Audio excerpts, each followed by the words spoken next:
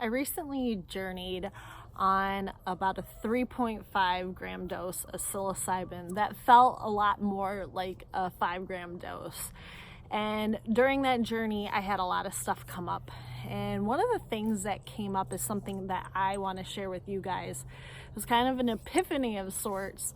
And I think it serves as a warning going forward with psychedelics and the decriminalization or legalization of psychedelics as well. Essentially, what came through for me is the idea that the powers that be, whoever they are, wouldn't exactly, I feel, allow for decriminalization of psilocybin, all different types of entheogens, if it didn't benefit the system in some way, shape, or form. Now, you could call this a conspiracy theory, you could just call this a lunatic kind of idea, but to me, the writing's on the wall. Because as you see, I mean, even though cannabis isn't legalized clear across the board federally yet here in the United States, more states have opened up to it, largely because a lot of politicians have their hands in the pot. They're finding ways in which they can benefit from the legalization in their states for cannabis. So my idea during this journey was just the idea that in some way, shape, or form, they are going to benefit from our use of psychedelics. And as I tried to piece that together, what came through for me is the idea that there's going to be a lot of people experiencing psychedelics who don't have the guides, they don't have the guidebook, they don't have the experience, the know-how, people who have done psychedelics in a responsible way to kind of show them the way, show them how to responsibly use psychedelics in a way that can provide long-lasting, incredible change.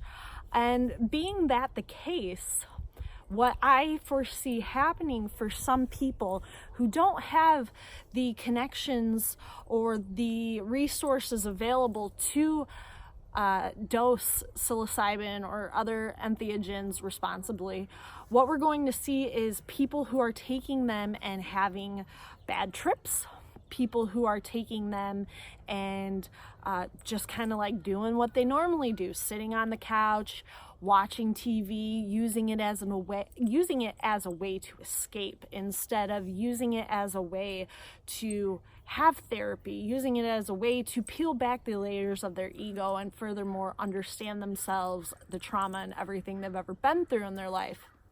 So what I'm trying to say here is I really, throughout all of my videos, one of the core things that I hope comes across is that people use psychedelics in a responsible, mindful way.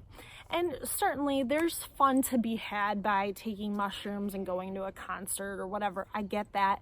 And I'm for that as well, but there also has to, in my opinion, if the world is going to change because of these things, we have to do it in a responsible way as well. We have to have that kind of balance.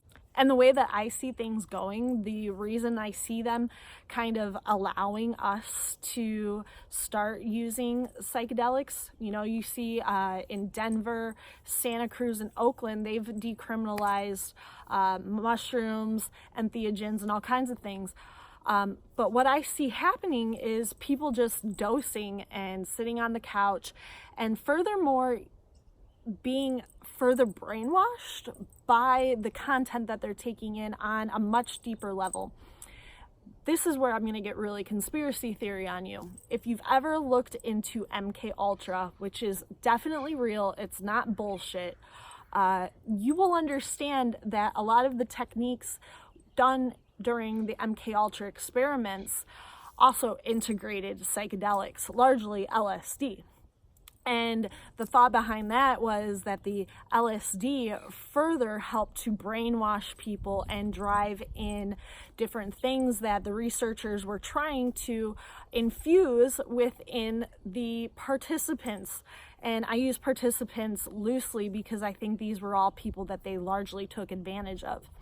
So my thought is, if you're sitting on the couch, you are dosing with psilocybin, and you're just watching bullshit TV that's just already shit in general, you know, it's already mumbo jumbo that isn't serving you and helping you to do the personal work to become a better human being. In fact, it's reinforcing fear, it's reinforcing social conditioning and all kinds of different bullshit. But if you're watching that stuff, and if your idea of taking psilocybin is just watching TV and watching all this bullshit from your television, you're just further getting ingrained with all of the other crap that they're trying to put into our brains and brainwash us with.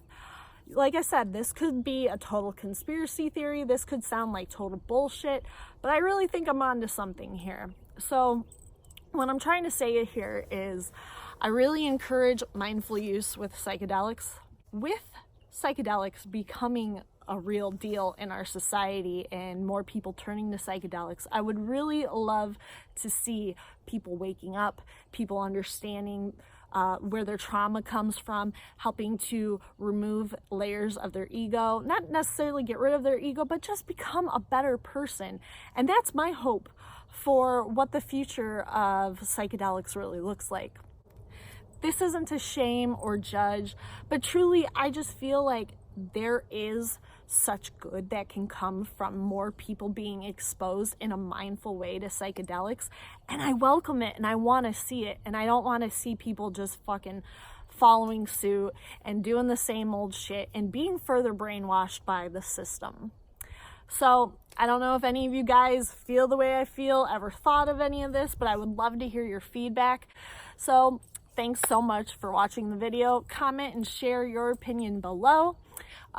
Please go ahead, like the video, subscribe to my channel, find me on all of my other social media outlets. If you feel called to support me on Patreon, that would be cool as well. You can find me in the description below on Patreon. My name's Kelly Hanner. Look for me everywhere else. Thanks so much, guys, for watching. Peace.